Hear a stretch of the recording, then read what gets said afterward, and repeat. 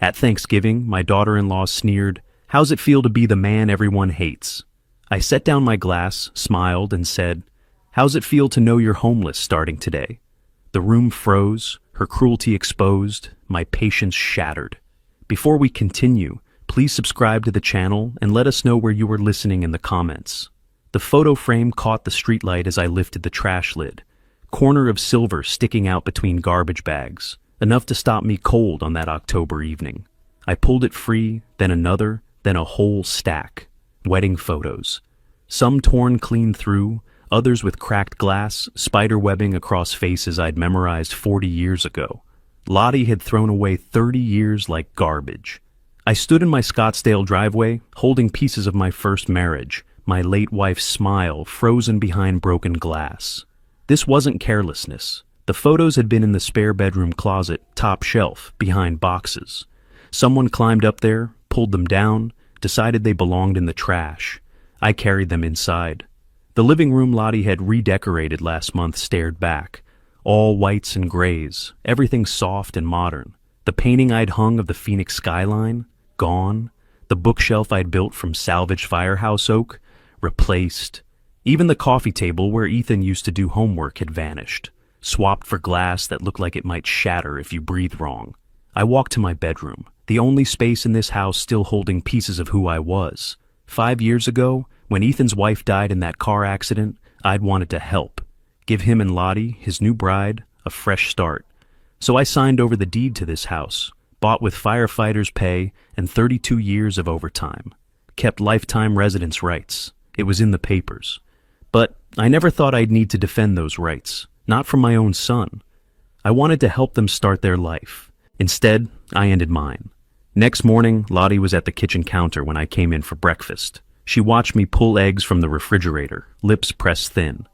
"Maybe you should eat less, Otis." She stirred her coffee with deliberate slowness. "At your age, metabolism slows down. You don't burn calories like you used to." Ethan sat at the table, scrolling through his phone.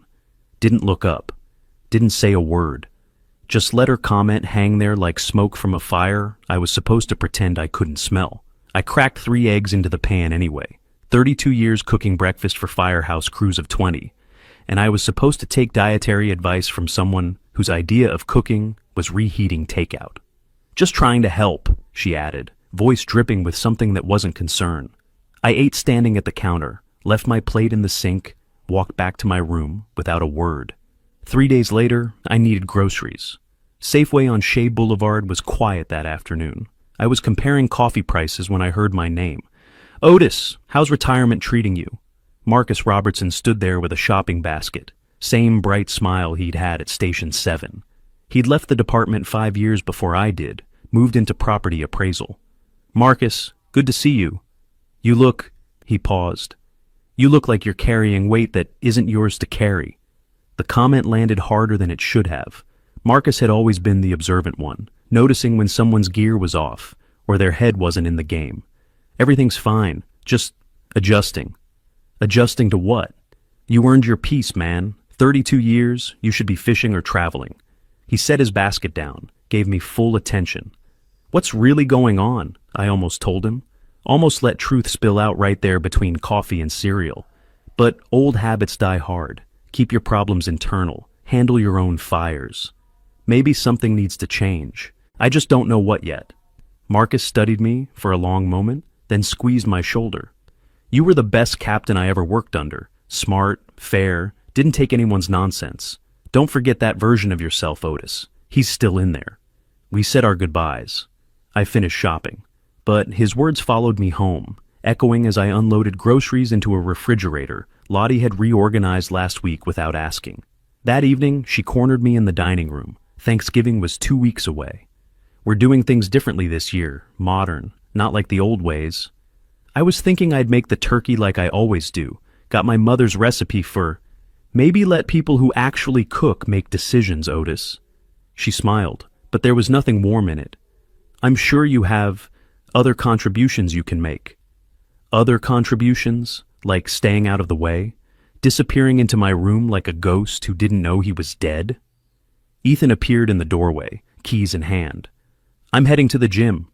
He left before I could respond, before he could see his father standing there, swallowing words that tasted like ash. Late that night, I sat on my bed with the rescued photographs spread across the comforter. One held my attention, my first wife laughing, me in dress uniform, little Ethan balanced on my hip. He couldn't have been more than 3. We'd just bought this house. Everything felt possible then. They took the house I gave them. They're taking my dignity. What's left? I stood, walked to my closet, pulled out the file box from the top shelf. Tax documents, insurance papers, and beneath them, the deed transfer papers from 5 years ago. I'd skimmed them when I signed, trusting my lawyer, trusting Ethan, trusting that blood meant something. My finger traced down the legal language until I found it. Section 7, Paragraph 3. Lifetime residence rights. Irrevocable except in cases of gross ingratitude or documented abuse by the residing party. Gross ingratitude. I read it 3 times, pulled out my phone, opened the camera app, took a clear photo of that section, saved it to a folder titled Documents. Something clicked in my mind, a shift I couldn't quite name yet, but it settled into my bones like muscle memory from 32 years of walking into burning buildings. You don't rush into fire. You assess, you prepare, you wait for the exact right moment to act. The papers went back into the box, back onto the shelf. I looked at the wedding photos one more time, placed them carefully in my nightstand drawer. Outside my window, Scottsdale glittered under November stars. Inside this house that used to be mine, I stood perfectly still and thought about Marcus's words. About the captain I used to be, the man who didn't take anyone's nonsense. He was still in there, and he was done being quiet. The papers confirmed what I remembered. Lifetime residence rights, revocation clause for gross ingratitude. Legal terms I'd skimmed past 5 years ago suddenly mattered. I spent the next few days reading those documents methodically, the way I'd studied fire codes. Knowledge was preparation. Preparation was power. By the Monday before Thanksgiving, I'd memorized every relevant clause. That's when Lottie made her announcement. We're having guests for Thanksgiving. She leaned against the counter with her coffee mug, already dressed in clothes that probably cost more than my monthly retirement check. My friend Lula is coming. She just went through a divorce, needs company. Ethan nodded from the table. That's nice of us. Nice of us. As if he'd made the decision. As if I'd been consulted at all. Lula's bringing her daughter Simone, so there'll be 5 of us. I'll handle the menu. She waved her hand vaguely in my direction. You can just be yourself, I guess. Be yourself. Translation. Stay out of the way and don't embarrass us. Sure, whatever works. I watched her face, looking for any sign she understood what she was doing. Inviting witnesses to Thanksgiving, creating an audience. But she just smiled that thin smile and went back to her phone. Perfect. Wednesday, I made the grocery run. Loaded the cart with everything for a traditional Thanksgiving. 23-pound turkey, russet potatoes, fresh cranberries, ingredients for my mother's cornbread stuffing. At checkout, the cashier made small talk about holiday plans. Big family dinner, I said. Sounds wonderful. Must be nice having everyone together. It'll be memorable, one way or another. The cashier laughed. I didn't. Back home, I unloaded groceries while Lottie examined my purchases like she was inspecting spoiled meat. You bought a turkey? I was going to order something pre-cooked from Whole Foods. I'll handle the turkey. Been doing it for 40 years. She opened her mouth to argue, then seemed to reconsider. Maybe she realized arguing over turkey made her look petty. Or maybe she just didn't care enough to fight about it. Thursday morning, the day before Thanksgiving, I was washing dishes when Lottie walked by and stopped. Otis, you're not wearing that shirt for Thanksgiving, right? She gestured at my flannel like it was covered in stains. It wasn't. Try to look presentable. Lula hasn't seen you in a while. Lula had never seen me. We'd never met. But pointing that out would have been arguing, and I wasn't interested in arguing. I was interested in watching, noting, building my case one small indignity at a time. I'll find something appropriate. Thanks. She actually sounded relieved, like I'd agreed to do her a favor instead of just existing in my own house without offending her sensibilities. That afternoon, I sat in my recliner reading the newspaper. Ethan walked by my open door, saw me sitting there.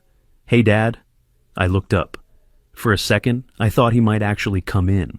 Sit down, talk to me like he used to. You need something? No, just saying hey. He lingered another moment, then kept walking. Down the hallway, I heard Lottie call his name, heard his footsteps speed up toward her voice. Evening came. I was in the kitchen microwaving leftovers when I heard Lottie's voice from the living room. She was on the phone, not trying very hard to keep quiet. No, it'll be fine. He won't cause problems. He never does. Pause. Laughter. Honestly, Lula, I think he's clinging to this house because he's got nothing else. Pathetic, really. I stood there with my meal cooling on the counter. Through the doorway I could see her pacing, phone pressed to her ear. She had no idea I was standing there. No idea I could hear every word. Simone will love it, though. The house is gorgeous since we redid everything. Getting rid of all that old man aesthetic really opened up the space. More laughter. Yeah, exactly. Anyway, see you tomorrow around 4. Can't wait. She hung up. Walked right past the kitchen without glancing in. Didn't see me standing in the shadows. Didn't know I'd heard her truth. The contempt she carried, but usually dressed up in passive-aggressive comments. Now I'd heard it naked and clear. Pathetic. Clinging. Old man aesthetic. I carried my food to my room, closed the door, sat on my bed. The wedding photos in my nightstand seemed to stare through the wood. I pulled out the deed papers again. Read Section 7, Paragraph 3. One more time, gross ingratitude, documented abuse. The words felt different now, heavier with purpose. My phone sat on the nightstand. I picked it up, opened the voice memo app, pressed record. November 27th, one day before Thanksgiving. Lottie just told her friend Lula that I'm pathetic and clinging to this house because I have nothing else. She said getting rid of my aesthetic opened up the space. This is the same house I signed over to them 5 years ago, when Ethan needed help. I stopped recording, saved the file, labeled it with the date. Then I set my alarm for 5 in the morning. Turkey needed to go in early. Thanksgiving morning arrived cold and clear. I was up before the alarm, moving through the dark kitchen with practiced efficiency. Turkey went into the oven at 5:30. Potatoes peeled by 6. Cornbread mixed, and in the pan by 6:45. I moved through the recipes like muscle memory. Each step precise, each measurement exact. Lottie appeared around 9, already dressed, makeup perfect. She watched me work without speaking. Smells good. Try not to dry it out. Even compliments carried barbs. It'll be perfect. Not defensive, just stating fact. Ethan came down at 10, poured coffee, asked if I needed help. Lottie answered before I could. He's fine. Come look at the table settings I ordered. They disappeared into the dining room. I heard their voices, light and easy, planning where people would sit. Nobody asked where I'd be sitting. Nobody seemed to consider I'd want to say. I checked the turkey. Golden brown skin, internal temperature right on target.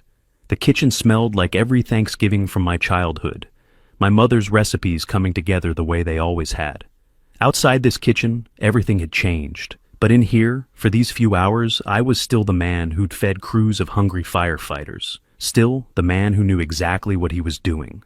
By noon, the house shifted into performance mode. Lottie wiped surfaces already clean. Ethan vacuumed the living room for the 3rd time. They moved around me like I was furniture, occasionally offering tight smiles, but no actual conversation. I finished the last of the sides, green beans with almonds, roasted Brussels sprouts, sweet potato casserole, and began setting them on the counter to cool. Turkey would come out in 30 minutes. Guests were arriving at 4. 6 hours from now, Lula and her daughter would sit at my table in my house and watch Lottie treat me like something she'd tolerated long enough. 6 hours from now, they'd be witnesses. I washed my hands, dried them on a towel, looked out the window over the sink. The desert stretched out beyond our neighborhood, all browns and muted greens under pale blue sky. Beautiful and harsh at the same time, unforgiving to those who didn't respect it. Something my first captain at Station 7 used to say came back to me. Fire doesn't care about your intentions. It only responds to your actions. I turned from the window, checked the turkey one more time, began arranging serving dishes. Behind me, I heard Lottie and Ethan laughing about something in the other room. Easy, careless laughter from people who had no idea what dinner might bring. I didn't know exactly what would happen either, but I was ready for it. Whatever it was, whatever line got crossed next. The timer on the oven beeped. I pulled the turkey out. Perfect, golden, exactly as it should be. Set it on the counter to rest. My guests would arrive soon, my witnesses. And then we'd see what Thanksgiving really meant in this house. The doorbell rang at exactly 4 o'clock. I was in the kitchen, making final adjustments to the Brussels sprouts, when I heard Lottie's footsteps rush to the door. Her voice carried through the house, too bright, too eager. "Lula, you look amazing!" Air kisses, laughter, the shuffle of people entering, coats being taken, exclamations about how gorgeous the house looked. I stayed in the kitchen, wiping my hands on a towel, giving them their moment. "Brad, Jennifer, come in, come in." More voices. I hadn't known Brad and Jennifer were coming. 2 more witnesses to whatever Lottie had planned. I walked into the living room. Lula stood by the new white sofa, mid-30s, expensively dressed, confident smile. Brad and Jennifer, younger couple, looked around with appropriate admiration for the redecorated space. Lottie turned, saw me, and her smile shifted into something sharp. "And this is Otis." Pause. "Thank you, Otis, for letting us use your kitchen in our house." Emphasis on our house. The guests' laughter came a beat too late, uncertain. They sensed the edge but didn't acknowledge it. "My pleasure," I said. "Dinner's almost ready." I didn't correct her, just noted the claim of possession, the public declaration. First shot fired. We moved to the dining room. The table I'd set that morning looked perfect. White plates, polished silver, autumn centerpiece. Lottie accepted compliments with gracious nods, as if she'd done the work herself. The seating told its own story. Lottie at the head of the table, Ethan to her right. Me at the opposite end, physically distanced. Guests arranged on the sides, Lula and Brad on one side, Jennifer on the other. An empty chair beside me emphasized my isolation. I brought out the turkey on its platter. 23 pounds of golden perfection. Set it before me at the far end and began carving. The knife was sharp. My hands were steady. "Looks perfect," Brad said, watching me work. "You've done this before." "Otis has lots of time for cooking now," Lottie said before I could respond. Retirement. The word came out like unemployment, like I was filling empty days instead of having earned rest after 3 decades of walking into burning buildings. I carved the turkey, passed plates down the table. Everyone served themselves from the dishes I'd prepared. The meal began with small talk. Jennifer asked polite questions about the neighborhood. Lula praised the cranberry sauce. Then Jennifer turned to me. "Lottie mentioned you were a firefighter. That must have been rewarding work." 32 years, I said. "Started in 1988, Station 7 on McDowell Road." "Did you have any memorable rescues?" I felt myself warming to the memory. "In 1995, we got a call about an apartment fire near downtown. 4th floor, fully involved when we arrived. Family of 4 trapped." "Otis!" Lottie's voice cut through like a blade. "Nobody wants to hear stories from 30 years ago. We're trying to have a modern conversation." Silence around the table. Forks stopped moving. Brad cleared his throat. "Actually, it sounds interesting." "Trust me," Lottie said, firm. "We've heard them all." Ethan stared at his plate, said nothing. Didn't even look up. I set down my fork, picked up my water glass, took a drink. Second shot. Public silencing. Noted. The conversation shifted to Lottie's online boutique business. She came alive, talking about social media marketing, Gen Z shopping habits, TikTok trends. Her hands moved as she spoke, wine sloshing slightly in her glass. "You're so ahead of the curve," Lula said, leaning in. "That's real innovation." "Well, some of us adapt to change." Lottie glanced at me. "Others cling to the past."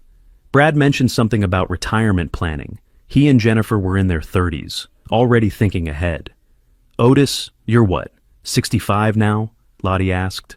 "That's the age people usually downsize, right?" 64. "Close enough. Point stands." Lula jumped in, helpful. "My parents moved to a senior community at 65. They love it, said they're not getting in anyone's way anymore." Getting in anyone's way. The emphasis was clear. Jennifer looked uncomfortable, but said nothing. Ethan refilled his wine glass for the 3rd time, still silent. They were building a narrative, making my presence here seem unreasonable, unnatural, making me the problem. "This house is perfect for a young family," Lula said, looking around. 3 bedrooms, right?" "Yes," Lottie said. Though really we only have 2 bedrooms available. One is occupied, meaning my room, the one I slept in the house I'd given them. Oh, you're planning to expand the family? Eventually, when we have the space. Lottie's smile was thin. When things change. Direct implication. I was blocking their life plans, standing in the way of their future children. Brad trying to be helpful. Retirees often find smaller places easier to manage anyway. Less upkeep, you know? Piling on, though maybe he didn't realize it. I cut another piece of turkey, chewed slowly. Every word was being documented in my mind, every witness noted. The conversation drifted to finances. The wine was flowing freely now, loosening tongues. Lula asked Ethan about his work at the car dealership. It's good, commission-based, so it varies month to month. Translation: unstable income. The reason they needed my house in the first place. At least you have family support, right? Jennifer said. We're independent, Lottie said quickly. We don't rely on anyone. She paused, took another sip of wine. Though I suppose pensions must be nice. Guaranteed income for doing nothing? She looked at me. I earned that pension, I said, quiet, factual. 32 years. Of course you did. Lottie waved her hand. We're just saying some people need to live more, modestly, match their actual contribution to society. Lottie, Ethan finally spoke. What? I'm just making conversation. Dinner plates were being cleared. I stood up, gathering dishes. I'll get dessert. Made pumpkin pie this morning. I walked toward the kitchen. Behind me, voices continued, lower now. They thought I was out of earshot. The kitchen was adjacent to the dining room, separated only by an open archway. I could hear everything. Just a little longer, Lottie's voice. What do you mean? Lula asked. Give it time. He'll realize he doesn't belong here. He'll leave on his own. Lula's laugh was sharp. You really think? He has to. This is our house, our life. He's just left over from before. I stood frozen in the kitchen doorway, pie in my hands. Not anger, something colder than that. This wasn't thoughtlessness, it was strategy. They were actively waiting for me to disappear. I walked back in with the pie, set it on the table, expression neutral. That looks good, Lottie said. Try not to let it get soggy. Still criticizing. Even the dessert. I cut slices, served everyone. Returned to my seat at the far end of the table. The meal was perfect, turkey moist. Sides seasoned exactly right. Everything I'd planned for. Everything I'd paid for. In my house, at my table. Feeding people who wanted me gone. Lottie reached for her wine glass, her fourth of the evening. I watched her hand shake slightly as she lifted it. She drank. Set the glass down harder than necessary.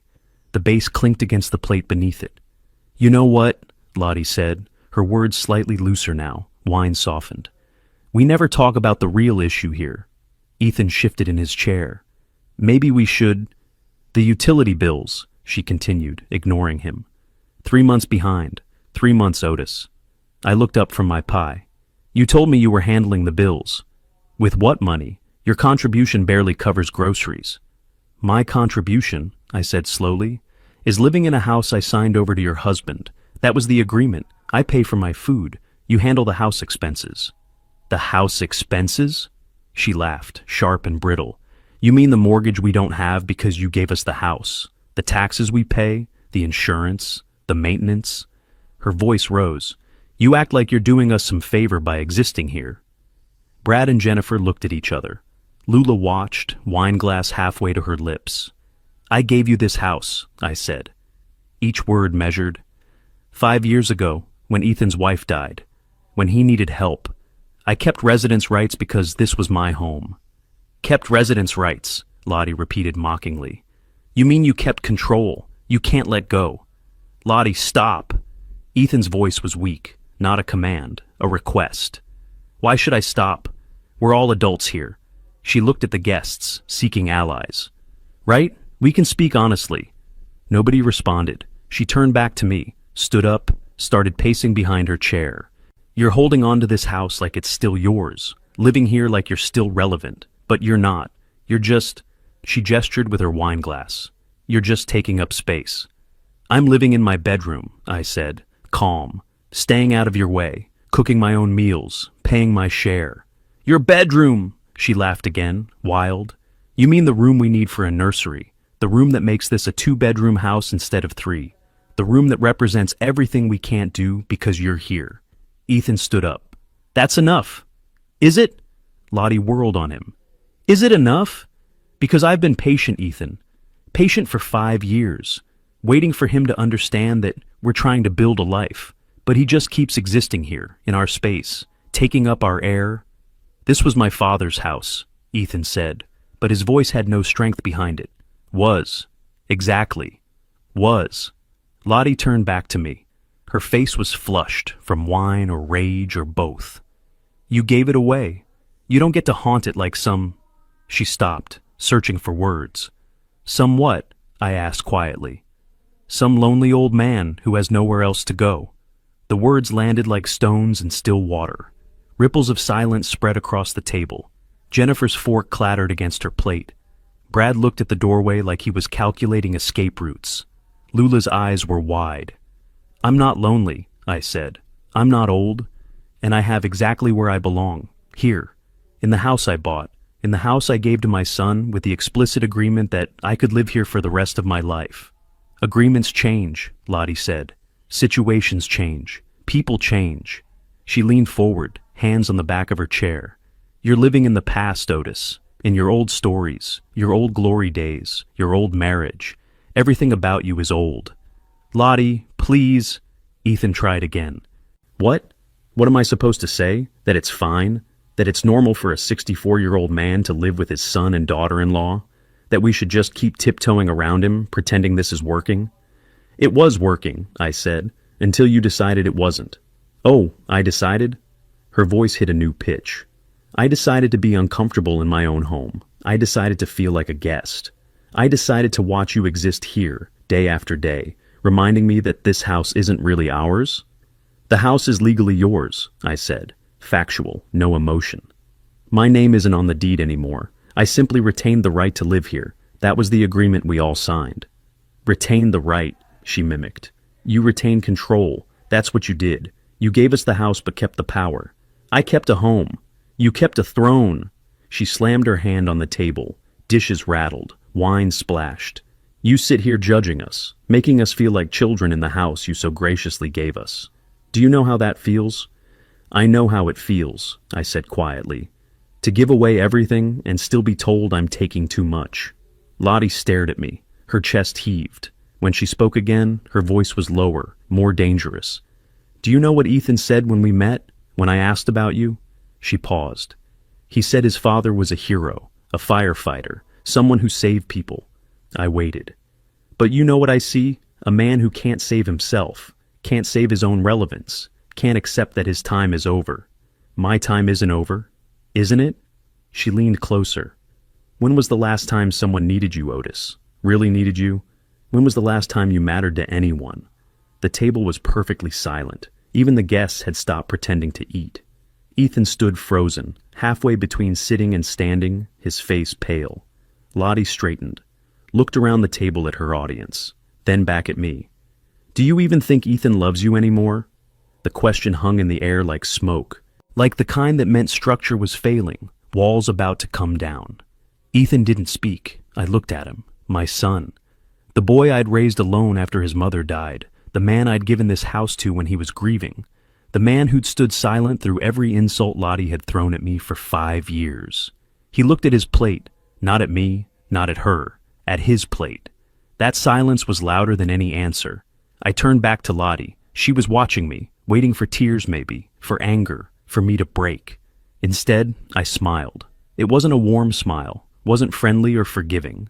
It was something else entirely, something that started in my chest, where the cold certainty lived and spread across my face like ice forming on a window. Lottie's expression changed, flickered, uncertainty crossing her flushed features. What? She said. What's that look? I didn't answer, just kept smiling as I stood up from my chair at the far end of the table, the end where they'd placed me like an afterthought. Kept smiling as I picked up my water glass and took a slow drink. Lottie took a step back. Otis? Ethan's voice finally found some strength, though it came out uncertain. I set down my glass, looked at each person at the table, Brad and Jennifer, frozen in social horror, Lula, no longer laughing, Ethan, pale and confused, Lottie, her confidence cracking. Then I opened my mouth to speak. The smile stayed. I let the silence stretch another few seconds, let them wonder what it meant. Let Lottie's question hang in the air between us like something toxic. I don't know, Lottie, I said finally, voice calm, measured. But I can tell you something I do know. I paused. The room was perfectly still. Even the sound of breathing seemed to have stopped. I know how it feels to realize that starting today you're homeless. Complete silence. Then Brad let out a nervous laugh, uncertain. He thought it was a comeback, a clever retort to her insult. Lottie's face flickered with confusion. What? You heard me. The smile was gone now, just cold statement of fact. Ethan stood up slowly, hands on the table. Dad, what are you talking about? I turned to my son. 5 years ago, I gave you this house. You remember? He nodded, still uncertain where this was going. But there were conditions in the deed. I kept lifetime residence rights. I looked back at Lottie. There's another clause. Arizona law allows gift revocation in cases of gross ingratitude from the recipient. The legal terms landed like stones in still water. Lula leaned forward. What does that mean? I didn't look away from Lottie. It means I can take the house back. Lottie laughed. It came out shrill, desperate. You're bluffing. I'm not. Ethan's voice went tight. You can't just. This is our home. It's my house, always has been, legally. I gave you the gift. Tonight, you showed me exactly how much that gift meant to you. I turned back to Lottie. How I should live more modestly. How I take up space. How I cling to things because I have nothing else. Quoting her own words, watching her face pale. And finally, you asked how it feels to be hated by everyone. That's gross ingratitude. That's grounds for revocation under Arizona Revised Statutes, Section 12-251. You can't do this. Lottie's voice had lost its edge. We have rights. You have 60 days. Arizona law. After I file the official notice tomorrow, you have 60 days to find somewhere else to live. You're insane. She was screaming now, whine and rage mixing in her voice. This is because I asked one question. This is because of 5 years of disrespect. Tonight was just the final proof, and you provided witnesses. I gestured toward the guests. Thank you for inviting them, by the way. Their statements will be useful. Brad stood up fast, chair scraping the floor. We should go. Jennifer was already gathering her purse, not meeting anyone's eyes. Lula looked at Lottie, then at the door, torn between loyalty and self-preservation. Yes, I said. You should all go. Dinner's over. They moved quickly, mumbled awkward goodbyes that nobody answered. The front door opened and closed. Car engines started in the driveway. We stood there, 3 of us. The remains of Thanksgiving dinner spread across the table I'd set that morning. Dad, please. Ethan's voice cracked. Let's talk about this. You're upset. I understand. I'm not upset. I'm done. This is my home, my life. You can't just. I gave you a home. You let her treat me like I was nothing. I looked at him directly. You said nothing, did nothing. 5 years of watching it happen. 5 years of choosing her comfort over my dignity. I know I should have, but please, not like this. Exactly like this. Lottie's rage had broken into something rawer. Tears streamed down her face. We'll fight this. You can't take our house. It's not your house. It never was. And yes, I can. She sobbed. Ethan tried to calm her, tried to reason with me, tried to find some angle that would make this not real. I'm going to my room, I said. I have calls to make in the morning. I walked away mid-sentence. Behind me, Ethan called out, Dad, wait. I didn't turn around, walked down the hallway to my bedroom, closed the door. For the first time in 5 years, I locked it. Through the door, I could hear Lottie's crying, Ethan's voice trying to soothe her, trying to make sense of what just happened. I sat on the edge of my bed, looked at my hands. They were steady. I should have felt guilty, should have felt doubt, should have felt something other than what I felt. Relief, pure, clean relief. For the first time in 5 years, I'd stopped being small, stopped accepting, stopped disappearing into the margins of a life I'd built with my own hands. Night passed. I slept better than I had in months. No dreams. No waking up at 3 in the morning with the weight of indignity pressing on my chest. Just sleep. Real sleep. Morning light came through my window. I got up, made coffee in the small machine I kept on my dresser, something I'd bought 2 years ago when using the kitchen started feeling like trespassing. 7:30. I opened my laptop, searched, real estate attorney, Scottsdale, Arizona. Reviews loaded. I scrolled through them methodically, looking for someone experienced, someone who understood property law, someone who wouldn't waste my time questioning whether I was sure about this. Richard Hunt, family law specialist, 4.8 stars, over 200 reviews, office on Scottsdale Road. Phrases jumped out: thorough, responsive, fought for my rights, didn't back down. His website said office hours started at 9. I could hear voices in the other part of the house, Lottie and Ethan, muffled through walls. The tone was argument, not conversation.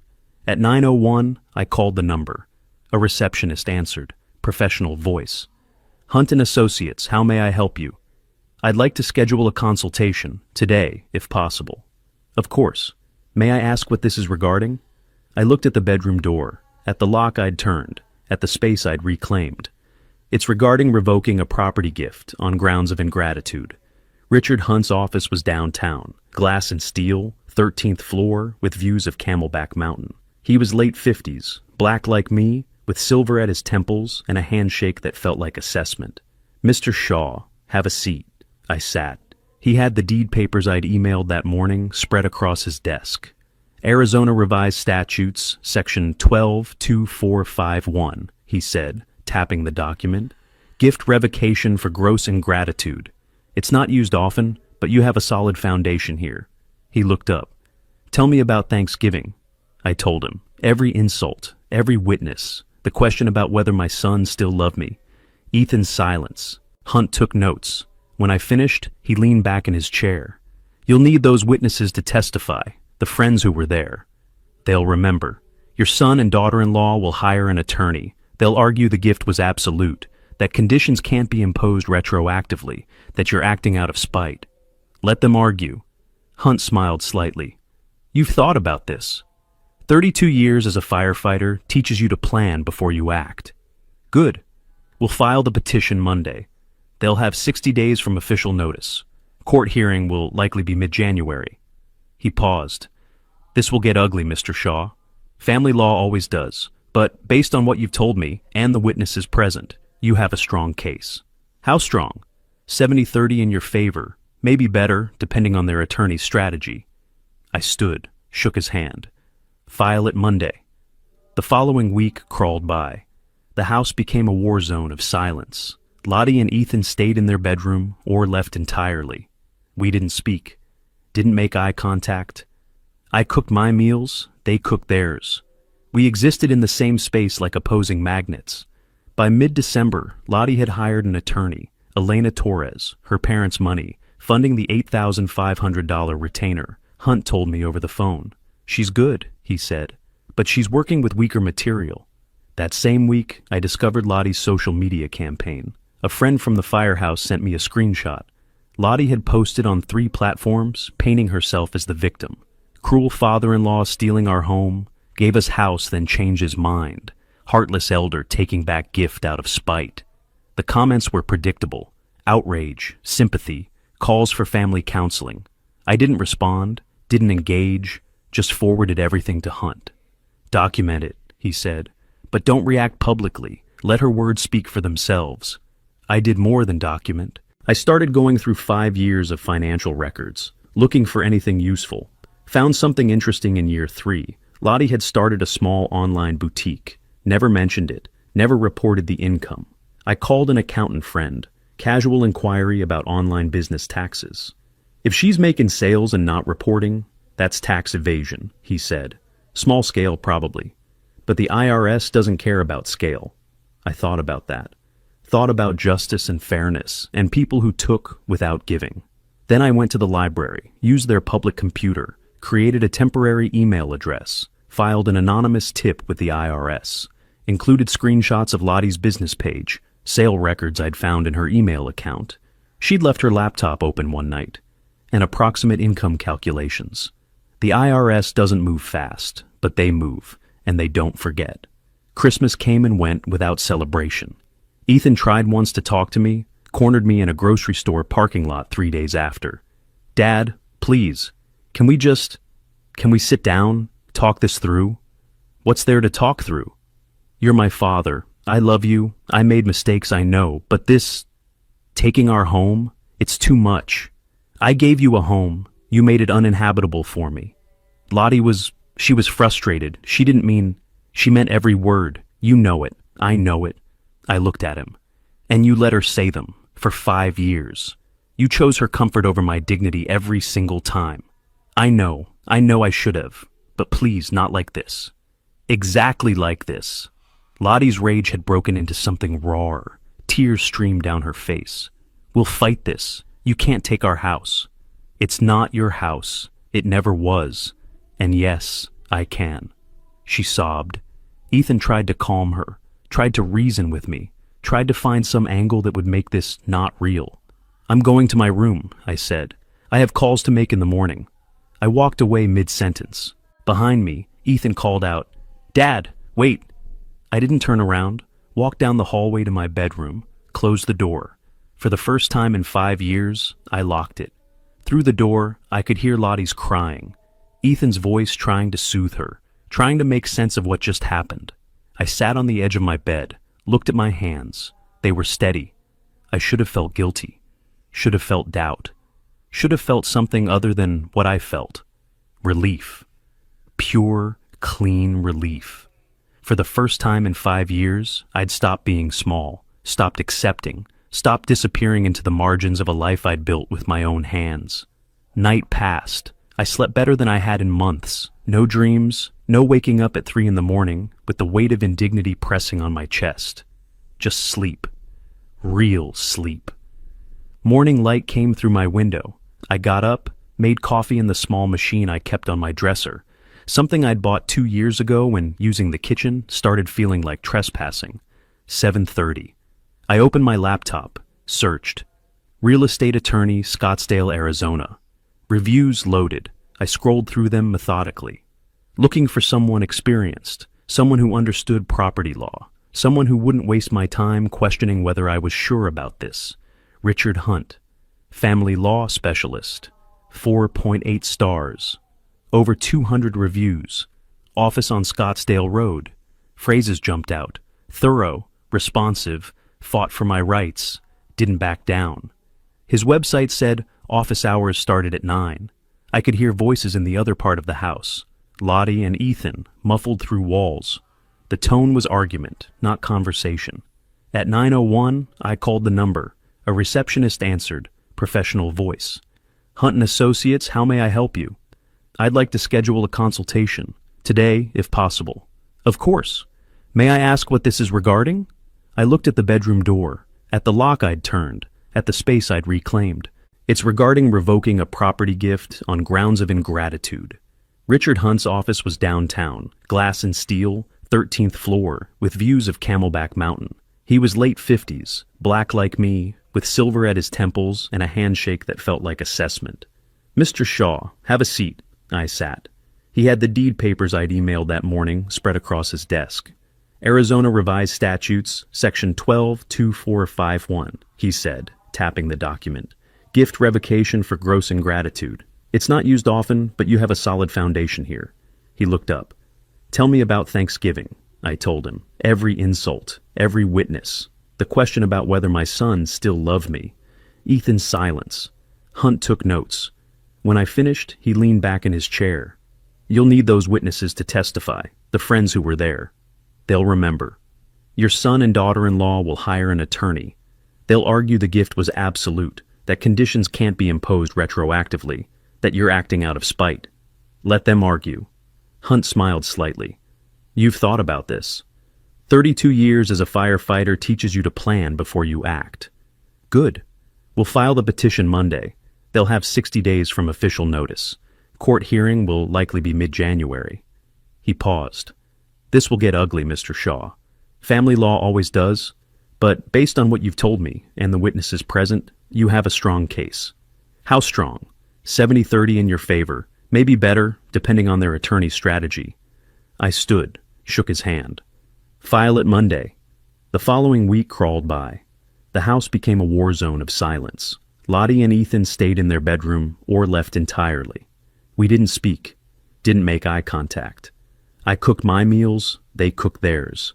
We existed in the same space like opposing magnets. By mid-December, Lottie had hired an attorney, Elena Torres, her parents' money, funding the $8,500 retainer. Hunt told me over the phone. She's good, he said, but she's working with weaker material. That same week, I discovered Lottie's social media campaign. A friend from the firehouse sent me a screenshot. Lottie had posted on 3 platforms, painting herself as the victim. Cruel father-in-law stealing our home, gave us house then changed his mind, heartless elder taking back gift out of spite. The comments were predictable, outrage, sympathy, calls for family counseling. I didn't respond, didn't engage, just forwarded everything to Hunt. Document it, he said, but don't react publicly. Let her words speak for themselves. I did more than document. I started going through 5 years of financial records, looking for anything useful. Found something interesting in year 3. Lottie had started a small online boutique, never mentioned it, never reported the income. I called an accountant friend, casual inquiry about online business taxes. If she's making sales and not reporting, that's tax evasion, he said. Small scale, probably. But the IRS doesn't care about scale. I thought about that. Thought about justice and fairness and people who took without giving. Then I went to the library, used their public computer, created a temporary email address, filed an anonymous tip with the IRS, included screenshots of Lottie's business page, sale records I'd found in her email account. She'd left her laptop open one night, and approximate income calculations. The IRS doesn't move fast, but they move and they don't forget. Christmas came and went without celebration. Ethan tried once to talk to me, cornered me in a grocery store parking lot 3 days after. Dad, please, can we sit down, talk this through? What's there to talk through? You're my father. I love you. I made mistakes, I know, but this, taking our home, it's too much. I gave you a home. You made it uninhabitable for me. Lottie she was frustrated. She meant every word. You know it. I know it. I looked at him. And you let her say them for 5 years. You chose her comfort over my dignity every single time. I'm choosing her now too. She's my wife. Then live with your choice. I walked away, got in my car, drove home, still my home, for now, still legally theirs, but not for long. By early January, both attorneys had filed their briefs. Hunt walked me through Torres's argument. The gift was made freely, without coercion, 5 years ago. No take-back clause exists in Arizona law. Otis Shaw is acting from spite, not legitimate grievance. The events of Thanksgiving were a single night of harsh words, not grounds for destroying a family. What's our response? I asked. That gross ingratitude isn't about a single night. It's about a pattern, 5 years of systematic disrespect. Thanksgiving was the culmination, not the cause. And we have witnesses. When's the hearing? January 15th, Judge Fisk. She's fair, doesn't suffer theatrics. Present your facts clearly, you'll be fine. The weeks before the hearing felt like waiting for a fire call. That anticipation. Knowing you'd have to act, but not knowing exactly what you'd face when you got there. I prepared. Gathered documents, made timeline of insults and incidents, found old emails, text messages, anything that showed the pattern Hunt talked about. Found the recordings I'd made, the voice memos from November, Lottie calling me pathetic on the phone, her breathing comment, the old man aesthetic remark. Hunt listened to them in his office. Arizona's a one-party consent state, he said. These are admissible. They're also damning. Late one night, I sat in my bedroom going through everything one more time. The wedding photos I'd rescued from the trash, the deed papers with their revocation clause, the witness list. Brad and Jennifer had agreed to testify, uncomfortable but truthful. Even Lula, surprisingly, said she'd tell what she saw. Marcus called that evening. I'd told him everything a week before. You doing okay? He asked. Yeah, I'm good. You don't sound good. You sound different. I'm different than I was. That's not always a bad thing. He paused. You were the best captain I knew because you never rushed into fire. You assessed. You prepared. You waited for the right moment. That's what I'm doing now. I know, just when this is over, remember you're not just fighting for a house. What am I fighting for? Your right to exist without apologizing for it. The hearing was in 2 days. January 13th. I laid out my clothes for court, pressed my dress shirt, polished my shoes, everything ready, everything prepared. In 48 hours, a judge would decide who had the right to this house, who had honored the gift, and who had violated it. I stood at my bedroom window, looking out at the desert night. Somewhere out there, Lottie and Ethan were preparing too, building their case, crafting their defense, telling their story about the cruel father who changed his mind. But I had something they didn't. I had the truth. I had the witnesses. I had the documents. And I had nothing left to lose. The first hearing had been procedural, documents filed, positions stated. Judge Morrison scheduled the full hearing for March 15th. January gave way to February. The house felt smaller every day, the silence louder. Early February morning, I was making coffee when I heard the mail slot clang, footsteps in the hallway, then Lottie's voice, sharp and rising. What is this? What's wrong? Ethan's voice thick with sleep. The IRS, they're auditing my business. A pause, then louder. This is him. This has to be him. I stayed in the kitchen, listening. Footsteps coming fast. Lottie stormed in, waving an official envelope. Did you do this? Did you report me? I took a sip of coffee. I don't know what you're talking about. They say I owe $11,000, plus penalties. Her hand shook. This is you. If you owe taxes, that's between you and the government. You reported me. I know you did. Can you prove that? She stared at me. Couldn't. Wouldn't ever be able to. She was right, of course, but she'd never prove it. Few days later, Ethan caught me outside.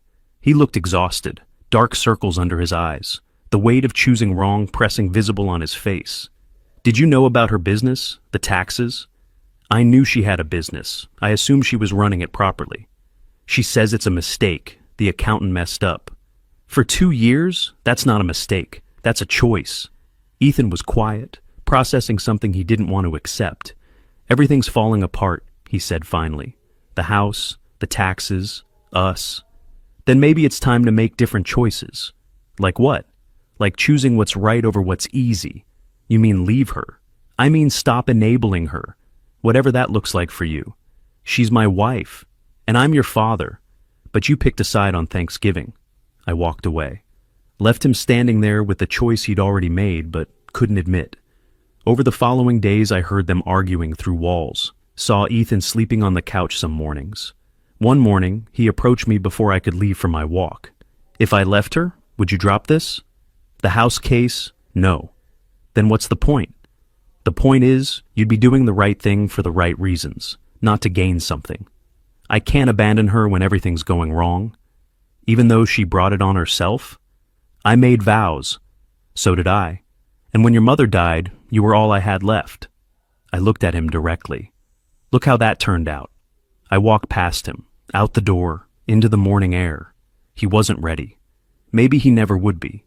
Early March, Hunt's office. Preparing for the hearing. We have 3 witnesses willing to testify, Hunt said. Brad and Jennifer Morrison came voluntarily. Lula Holmes resisted, but she's under subpoena now. She'll try to minimize it. Probably, but under oath, she'll have to tell the truth. Hunt looked at his notes. Remember, calm, factual, no emotion. Let the facts speak. That's all I've ever wanted. March 15th arrived cold and clear. I wore my suit, the one I'd bought for formal fire department occasions, still sharp after all these years. Hunt beside me with his organized briefcase. We arrived early. Lottie and Ethan came in with Elena Torres. Lottie wore conservative clothes, hair pulled back, makeup minimal, attempting sympathy. Maricopa County Superior Court. Wood paneling. Arizona state seal on the wall. Judge Morrison entered, woman in her 50s, reputation for no-nonsense rulings based on evidence, not emotion. This is a petition for revocation of a gift deed based on gross ingratitude. Mr. Hunt, proceed. Hunt presented methodically. The deed with its revocation clause, documentation of the original gift, timeline of events. Then he called Brad Morrison. Brad took the stand, sworn in, testified about Thanksgiving dinner, the comments about my age, my space, my pension. Under oath, his discomfort was clear. She was dismissive of him repeatedly, Brad said. It was uncomfortable to watch. Torres cross-examined. Isn't it normal for families to disagree? This felt different, more personal, more cruel. Next was Lula Holmes. She walked to the stand nervously, glancing at Lottie, sworn in. You were present at the Thanksgiving dinner on November 28th, 2024? Hunt asked. Yes. Did Mrs. Lottie Shaw make disparaging comments about Mr. Otis Shaw that evening? Well, families argue. Please answer the question. Did she make disparaging comments? Lula hesitated. Yes. Can you describe them? She recounted the age comments, the space concerns, the pension remarks. Then Hunt leaned forward slightly. What question did Mrs. Shaw ask Mr. Shaw? Lula's voice went quiet. She asked him how it felt to be someone everyone hated. Audible reaction in the courtroom. Someone gasped softly. And how did the room react? Everyone was silent. It was... Lula looked down. It was too far. Torres tried damage control. Weren't there tensions on both sides? I suppose, but... No further questions. The damage was done. Loyalty couldn't overcome truth under oath. Jennifer Morrison took the stand next. Brief, but devastating. Hunt asked, in your observation, was Mr. Shaw treated with respect in his own home? No, absolutely not. Did anyone defend him when he was being insulted? No. She looked at Ethan. His son stayed quiet. Ethan stared at his hands. Judge Morrison reviewed the documents, the testimony, the timeline. Finally, she spoke. I've heard testimony establishing a clear pattern of disrespect. The question posed by Mrs. Shaw on November 28th constitutes, in this court's view, gross ingratitude under Arizona revised statutes. Lottie gripped Ethan's hand. Her knuckles went white. However, Arizona law requires fair compensation for improvements made to the property. I'm ordering a property appraisal to determine current market value and document any improvements made during the recipient's tenure. Judge Morrison looked at her calendar. Appraisal to be completed by April 15th. We'll reconvene in May for final determination. The gavel came down. Hunt leaned close. We won the main point. The rest is just math. Days later, the official notice arrived. Hunt delivered it to me personally. Notice of pending eviction, effective July 1st, 2025, pending final court order. I placed copies on the kitchen table, where Ethan and Lottie would see them. Didn't wait for their reaction. Went to my room, closed the door. Through the walls, I heard Lottie's breakdown, crying that sounded like breaking. Ethan trying to calm her, his voice low and defeated. The court believed me. After 5 years of being told I was the problem, someone with authority said I was right. But victory in court didn't mean they'd go quietly. I knew that. The appraisal would come in April. Until then, I had to live with them knowing they'd lost. Early April, Hunt called. Torres filed a counterclaim. They're saying Lottie and Ethan made $75,000 in improvements to the property. $75,000? I almost laughed. The kitchen cabinets were maybe $8,000. The paint job $3,000. What else could they claim? New HVAC system, landscaping, bathroom renovations. We'll see what the appraiser finds. When's the appraisal? Mid-April. I'm recommending Marcus Robertson. He's certified, independent, and he knows you from the fire department, which actually helps because he won't give you favors. He'll be scrupulously fair. Marcus arrived on April 18th. Professional, clipboard, camera. We nodded to each other but didn't speak beyond necessities. He measured rooms, photographed improvements, checked permits, reviewed receipts Lottie provided. I stayed in my bedroom while he worked, heard him moving through the house, opening cabinets, testing fixtures. 3 hours later, he left without ceremony. The report came May 10th. Hunt read it to me over the phone. Total documented improvements, $14,500. Kitchen cabinets, paint, new water heater, and some landscaping. The HVAC system was original to the house. The bathroom renovations were minor fixture replacements, not actual renovations. So they inflated it by 60,000. Desperation makes people creative with math. Hunt paused. Court date is May 20th. Judge will rule on compensation amount. Then the eviction stands. May 20th, same courtroom. Judge Morrison reviewed Marcus's appraisal report. The court finds that legitimate documented improvements total $14,500. Mr. Shaw, you're ordered to compensate the recipients in that amount within 30 days. Upon payment, the eviction order becomes final and enforceable July 1st. Torres tried to argue. Judge Morrison shut it down with a look. Gavel, done. I went to the bank the next morning, withdrew $14,500 in a cashier's check, delivered it to Hunt's office that afternoon. You're not fighting the amount? He asked. It's fair. They did make those improvements. I'm not interested in cheating them. Most people in your position would fight every dollar. I'm not most people. I just want my house back.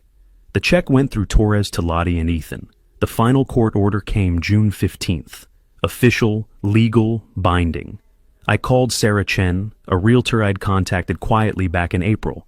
The house is legally mine again as of today. Let's list it. She came that evening with comps and market analysis. In this market, with this location, I'd recommend $515,000. Listed at $505,000. I want it sold fast. You'll have offers within a week. She was right. 3 days later, an offer came in at asking price. Cash buyer, 30-day close. I accepted immediately. Mid-June, maybe 2 weeks before the eviction date, I was in my room packing books when I heard a soft knock on my door. Otis? Lottie's voice. Quiet. Different. I opened the door. She stood there in jeans and an old sweater, no makeup. Hair pulled back. She looked exhausted. Can we talk? About what? About all of this. About fixing things. Her voice cracked. Please, I know I was wrong. I know I hurt you. But we're family. Can't we? No. You haven't even heard what I want to say. I don't need to. I looked at her directly.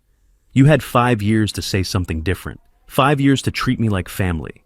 You chose differently every single day. I was stressed. The business, the money, trying to make things work. So you took it out on me. Made me small so you could feel big. And when I finally stood up for myself, you tried to destroy me. I shook my head. That's not stress. That's character. People change. I can change. You're only changing because you lost. That's not change. That's desperation. Her face shifted. Sadness disappeared. Something harder took its place. You really are heartless, aren't you? Your own son is about to be homeless, and you don't care. My son chose this. Every day he chose this. He could have stopped you. Could have defended me. Could have drawn a line.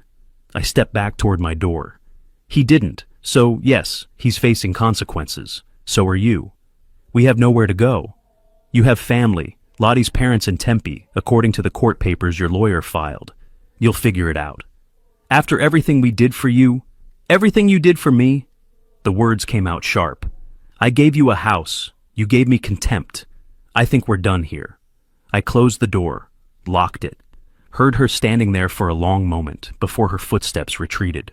The next week I packed systematically, my bedroom first. Clothes, books, the wedding photos I'd rescued from the trash, the deed papers that had started all this. Everything that mattered fit into boxes I stacked along one wall. Late June, Hunt called with the closing date. July 8th, your buyer wants to move quickly. That works. I'll be out July 1st. Where are you going? Found an apartment near Old Town. 2 bedrooms, balcony, quiet. It's enough. How does it feel? I thought about that. Like I can breathe again. July 1st was coming. The house was sold. The case was won. Ethan and Lottie were packing their own boxes, searching for apartments, making arrangements with her parents. I sat in my room, surrounded by packed boxes, and felt something I hadn't felt in 5 years. Peace. Pure, simple peace. I'd fought for my dignity. I'd won. And soon, I'd walk out of this house not as the man being erased, but as the man who'd reclaimed himself. July 1st came and went. They were still there. Technically legal. They had until the 30th when the house sale closed. But the clock was ticking and I could hear them scramble. Early July, I was in my room when I heard Lottie on the phone with a landlord. Her voice carried frustration I'd never heard before. What do you mean we don't qualify? We have income. She listened. Fine, thank you anyway. She hung up, cursed under her breath. Ethan's voice tired. What about the place on McDowell? They want first month, last month, and a $3,000 deposit. We don't have that. My new job doesn't start until next week, and it's less money than before. I know that. You think I don't know that? I kept packing books, kept listening. They were learning what I'd known for 5 years. The world doesn't owe you comfort. Days later, another conversation filtered through the walls. The landlord ran our credit, Ethan said. We're denied. Because of what? Your business, the unpaid bills, the IRS debt. It's all on there. That's not fair. That's not fair? Ethan's voice had an edge I'd never heard him use with her. You didn't pay taxes for 2 years. What did you think would happen? First sign of him blaming her directly. Don't you dare. Your father did this. He reported me. Maybe, or maybe you just broke the law. Silence. Then Lottie, voice dangerous. So now you're on his side? There are no sides. There's just what happened. Mid-July, they finally found something. I heard them discussing it in the kitchen. It's a studio, Ethan said. 400 square feet. It's awful. It's in a terrible neighborhood. It's what we can afford. $1,650 a month. They'll take us. $1,650 for a closet. We had a whole house. We had his house. There's a difference. I can't believe you're, stating facts? We're broke, Lottie. The IRS wants almost $19,000. I lost my job. You lost yours. This is where we are. A studio for $1,650. In my house, they'd paid $0. And still complained. Late July, I heard Lottie on the phone with her mother, her voice pleading. Mom, please, just a loan, $10,000. We'll pay you back. Pause. I know about the taxes, but... Another pause. So you're just going to let us be homeless? Your own daughter? Her voice broke. Fine, don't help. See if I ever speak to you again. She slammed the phone down, started crying. Ethan tried to comfort her. Maybe if you explained, they don't care, nobody cares, we're alone in this. We did this to ourselves. Shut up, just shut up. Ethan had lost his car sales job in June. Too many absences for court dates. I'd overheard him on the phone with a friend, explaining the new job. Parts warehouse, $38,000 a year. It was less than half what he'd been making, but he needed work, from car sales to warehouse parts, from house to studio. Everything shrinking. The week before move-out, their fighting reached a peak. Voices loud enough I couldn't avoid hearing even with my door closed. This is your fault, Lottie screamed. All of it. My fault? You're the one who... You couldn't stand up to him, couldn't protect us. What kind of man lets his father destroy his family? You destroyed it, on Thanksgiving, with that question. One question. I asked one question. You asked if he knew what it felt like to be hated, in front of guests, in his own house. Oh, his house. Always his house. You never made it ours. Because it wasn't ours. He gave it to us, and you treated him like garbage. I want a divorce. Stunned silence. Then Ethan. What? You heard me. I can't do this anymore. You, your father, all of it. Fine, maybe that's best. Door slamming, footsteps, more crying. July 25th, 5 days before closing. Evening, a knock on my bedroom door. I opened it. Ethan stood there, exhausted, defeated, 38 years old but looking 50. Can I come in? For a minute. He entered, stood awkwardly near the window. I'm leaving her. Lottie, it's over. I heard. I should have done it sooner. I should have defended you. Yes, you should have. I'm sorry, Dad, for all of it. I was weak. I let her control everything. You let her control you. There's a difference. Can you forgive me? Is there any way to fix this? Fix what? The house is sold. You're moving out in 5 days. I mean us. Our relationship. I looked at my son, saw genuine remorse in his eyes, but also saw 5 years too late. You made your choice on Thanksgiving when she asked that question, and you said nothing. I know I did. That was the moment. You had one chance to choose me, and you didn't. I was scared of conflict, of her, of standing up. I know, but that doesn't change what happened. So that's it? We're done? You're my son. that doesn't change. But respect, trust, those are gone. Maybe someday. Maybe, but not today. Not this year. Maybe not ever. Tears in his eyes. I really am sorry. I believe you, but sorry doesn't give me back 5 years. He nodded, turned to leave. At the door, he turned back. Where are you going? After this? Somewhere smaller, somewhere that's just mine. I hope you find peace there. I already have. He left. Closed the door quietly behind him. July 28th and 29th. Final packing. I boxed up the last items, photos, books, kitchen things I'd use in my new place. The house mostly empty now, echoing. I walked through the rooms one last time. Living room where Thanksgiving dinner had happened, where the question had been asked. Kitchen where I'd cooked that turkey, heard them through walls talking about waiting for me to disappear. My bedroom where I'd spent 5 years taking refuge. This house had been my home for decades, then my prison, now just a building someone else would love. The moving truck was scheduled for July 30th, same day as the closing. At 9 in the morning, I'd sign papers. By noon, the house would belong to someone else. By evening, I'd be in my new place, the old life ending, the new one waiting. I closed the last box. Tomorrow, this chapter ended, and I was ready. The title company office was quiet. July 30th, 9 in the morning. I sat at a conference table with Sarah Chen and the buyers, young couple, maybe early 30s, excited about their first home. They had no idea what this house meant to me, what it had cost. Papers spread before us. Sarah walked through them systematically. Purchase agreement, disclosures, transfer documents. I signed each one, my signature steady. The cashier's check came last. $505,000 minus Sarah's commission of $15,000 minus closing costs of $8,000. Final amount, $482,000. I'd already calculated the full accounting. Original house value when I gave it to Ethan 5 years ago, $340,000. Compensation.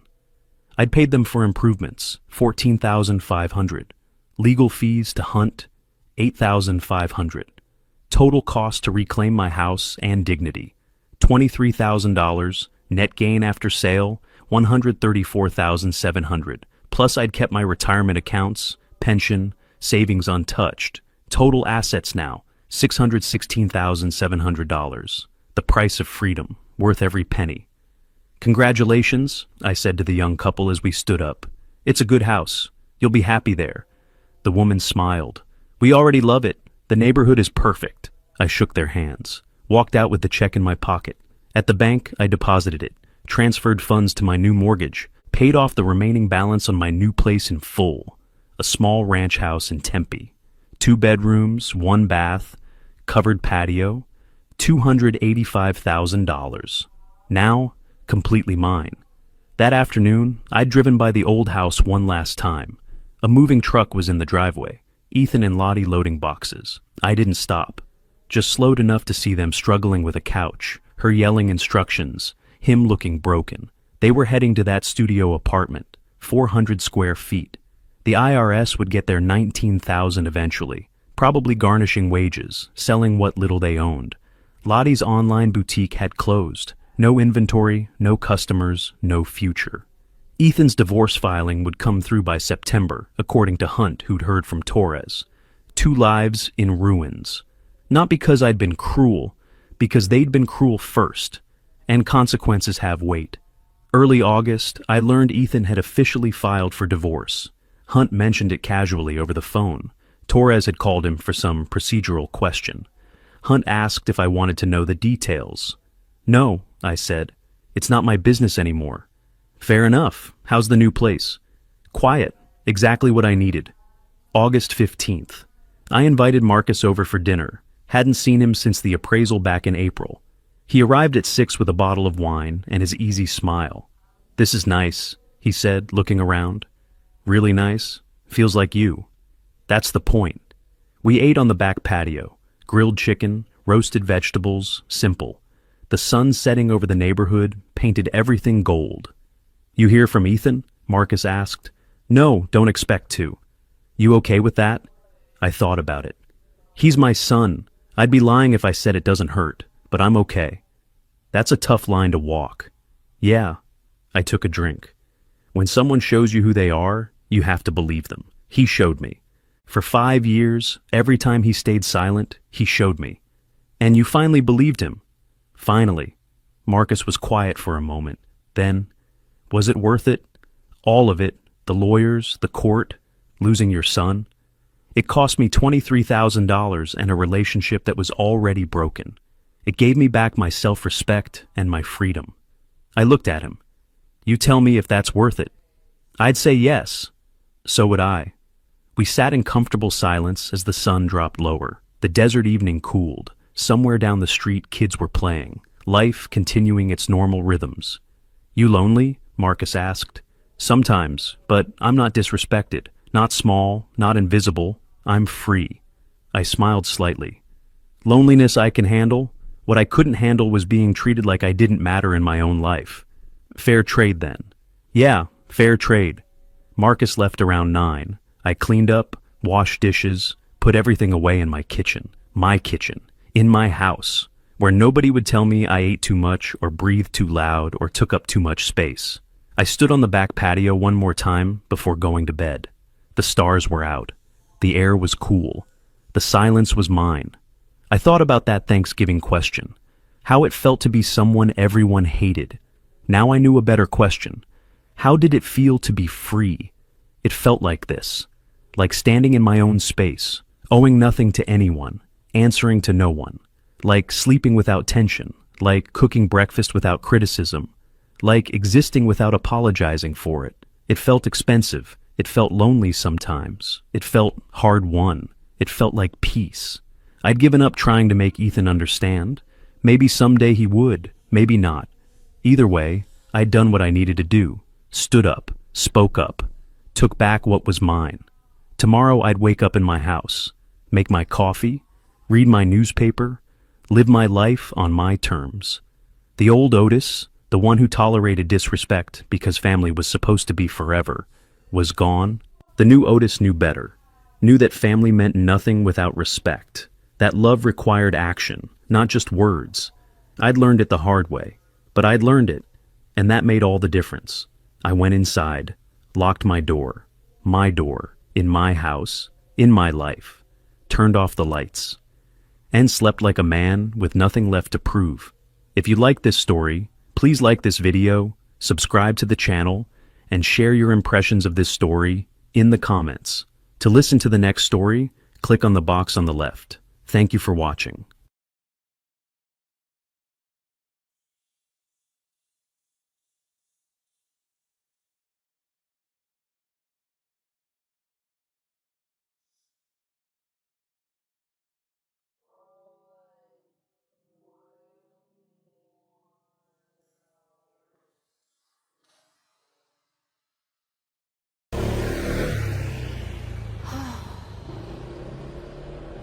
잠깐만.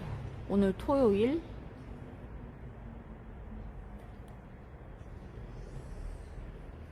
내일? 내일이 일요일. 내일이 월화수가 설날이죠. 레이님 어서오세요.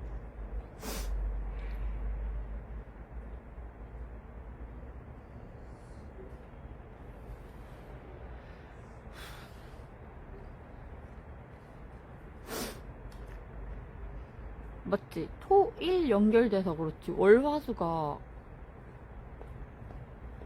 설날 맞죠? 엽기 닭볶음탕이요?